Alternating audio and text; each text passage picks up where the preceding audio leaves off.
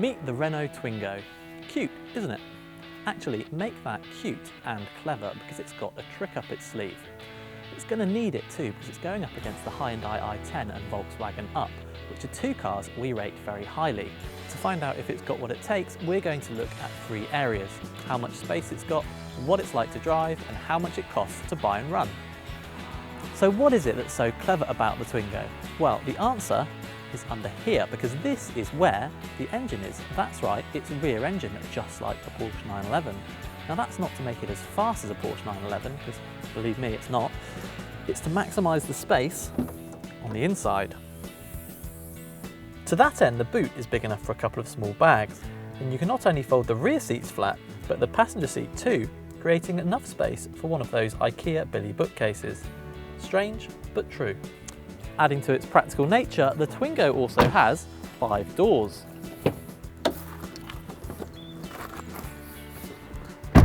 Believe it or not, you can actually fit a couple of adults back here, although it is a squeeze if you try a baby's car seat as well. On the downside, although there's loads of headroom here at the moment, if you have the optional sunroof, it really cuts into space to the point where you have to crane your neck. Also, these windows pop out rather than wind down.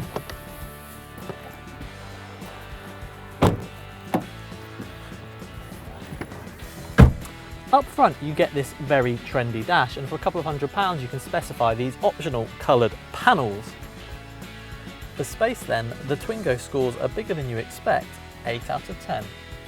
Time now to see what the Twingo is like to drive, but only once I've told you that this steering wheel adjusts for height and not reach, meaning that not everyone will find the best driving position.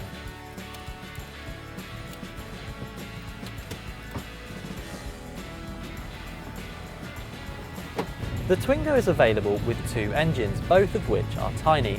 There's a turbocharged one with 900cc or this 1 litre, which makes do without a turbo and is therefore slower. However, it's also smoother and cheaper, so it's the one that we'll go for. As with most other cars this size, the ride is firm but fair. And for those of you worried that Renault fitting the engine in the rear would cause wayward handling, fear not, because it's fitted a stability control system that means the Twingo is no more difficult to drive than any other car. Renault promised us that the Twingo would be fun to drive, but is it? Well, in the sense that it feels different to anything else on sale thanks to its rear engine, yeah, it's quite interesting. However, the steering could be better. As it is, it just feels too light and I've got no idea what the front wheels are doing. Couple of niggles. First, there's no footrest for your clutch foot when it's not on the clutch, which is annoying. And second, this sat-nav does freeze sometimes, and also the cradle completely blocks where the radio buttons are. Now Renault says, well, that's okay because you can change the radio through the app. But frankly, why would I want to do that when there's perfectly good buttons just there? There's another thing about the Twingo that I want to show you quickly, and that is the turning circle. Because it's rear engined, it means the wheels have more space to turn, and that means you can turn this thing on a sixpence. It's absolutely incredible and really good fun. A piece of cake to park, but it could be slightly more fun on the open road. The Twingo still scores 8 out of 10 for driving.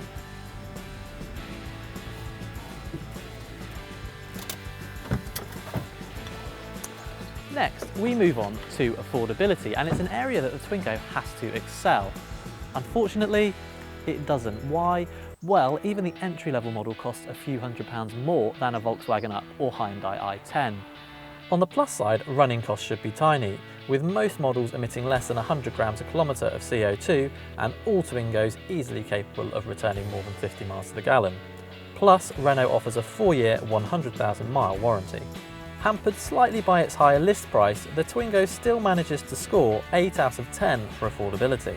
With its rear engine layout, the Twingo promised so much, and largely it's delivered, feeling genuinely different to its rivals and offering a good amount of space for a city car. However, to be a truly great car, the Twingo needs to be as much fun to drive as its cheeky looks suggest. And we'd want to be haggling a bit on that price too. Not the class leader then, but still a very likeable little car. The Twingo scores 8 out of 10 overall.